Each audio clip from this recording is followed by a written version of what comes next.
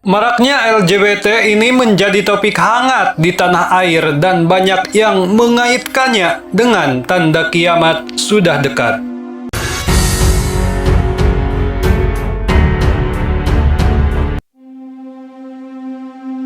Assalamualaikum warahmatullahi wabarakatuh. Allahumma sholli ala Sayyidina Muhammad wa ala ali Sayyidina Muhammad. Amma ba'du.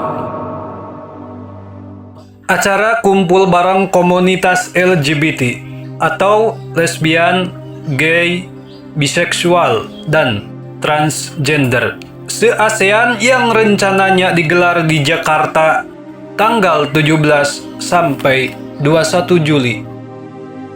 Alhamdulillah, akhirnya dibatalkan. Pihak penyelenggara membatalkan acara itu menyusul banyaknya penolakan berbagai pihak, termasuk dari MUI. Maraknya LGBT ini menjadi topik hangat di tanah air dan banyak yang mengaitkannya dengan tanda kiamat sudah dekat. Bahkan, baginda Nabi Muhammad Rasulullah Sallallahu Alaihi Wasallam sendiri telah mengabarkan hal ini sejak 14 abad lebih yang lalu. Beliau bersabda, "Di antara tanda-tanda hari kiamat adalah sedikitnya ilmu dan tersebarnya kebodohan.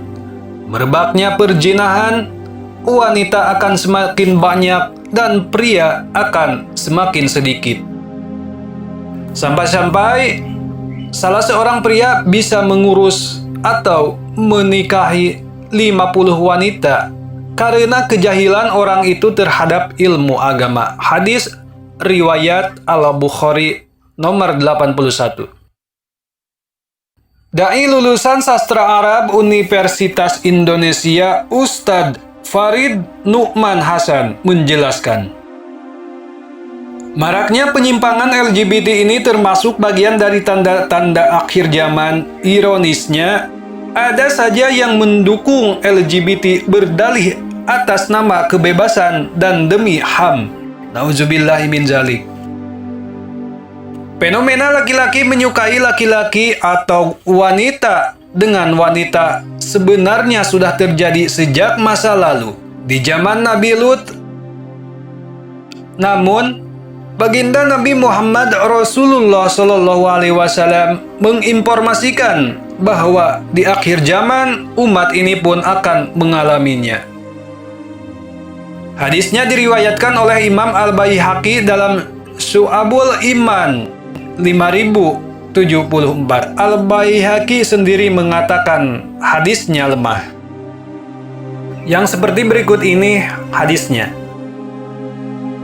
Dalam hadis lain yang artinya, "Wahai Ibnu Mas'ud, sesungguhnya di antara tanda kiamat adalah kaum laki-laki merasa puas dengan laki-laki dan perempuan dengan perempuan." Hadis riwayat At-Tabrani, Mu'jam Al-Kabir, nomor 10556. Al-Haytsami mengatakan di dalam sanad hadis ini terdapat Yusuf bin Miskin yang juga dhaif. Majma' Al-Jawaid 7/323. Dari Ubay bin Ka'ab, dia berkata, "Dikatakan kepada kami, ada berbagai hal terjadi di akhir umat ini menjelang kiamat, di antaranya: 1. Seorang suami menggauli istri atau budaknya lewat duburnya. Hal itu Allah dan Rasul-Nya haramkan dan benci. 2. Seorang laki-laki menikahi laki-laki. Hal itu Allah Subhanahu wa Ta'ala dan Rasul-Nya haramkan dan benci. 3. Seorang perempuan menikahi perempuan. Hal itu pun Allah Subhanahu wa Ta'ala dan Rasul-Nya haramkan dan benci. Ustadz Farid Nu'man Hasan menukil keterangan Hilyatul Aulia, jilid ketiga halaman 358, disebutkan tentang berbagai tanda kiamat, salah satunya laki-laki menyerupai perempuan dan perempuan menyerupai laki-laki. Hadis ini Imam Ibnu Hajar mengatakan hadis ini sanadnya lemah dan terputus. Talkhis Al-Habir, jilid 3, halaman 1367. Islam melaknat perilaku LGBT. Islam memang melaknat perilaku LGBT dan mengkategorikan maksiat besar. Apakah LGBT merupakan tanda akhir zaman? Hadis-hadisnya secara khusus dhaif. Tapi memang LGBT adalah bagian dari tanda akhir zaman. Sebab dalam hadis sahih Al-Bukhari dan Muslim disebutkan merajalelanya fahisyah atau maksiat, zina, dan lain-lain. Tentunya LGBT termasuk di dalamnya. Ketua MUI Bidang Dakwah dan Ukhuwah Kiai Haji Kholis Nafis juga angkat bicara terkait LGBT ini. Kiai Khalil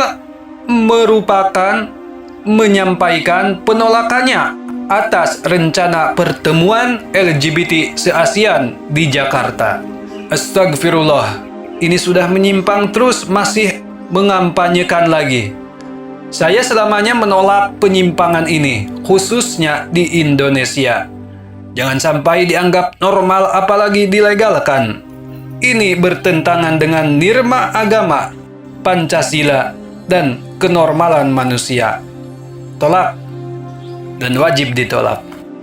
Jadi yang waras jangan diam dan yang mengalah untuk bersuara, bahkan ini melanggar segalanya termasuk fitrah manusia. Tapi malah yang waras yang disalahkan. Bismillah, lawan.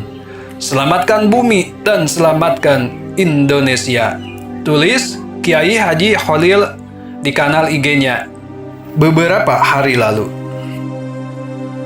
Oke, terima kasih sahabat CTR Motivasi yang dirahmati Allah. Sekali lagi terima kasih atas partisipasinya dalam menonton artikel ini. Semoga bermanfaat. Wabil khusus kepada diri pribadi, umumnya kepada semua orang. Sekali lagi semoga bermanfaat.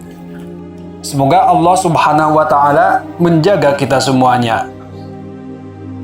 Kebenaran hanyalah hak milik Allah Subhanahu wa Ta'ala. Kesalahan ada dalam diri pribadi. Wabillahi taufiq wal hidayah. Wassalamu alaikum warahmatullahi wabarakatuh.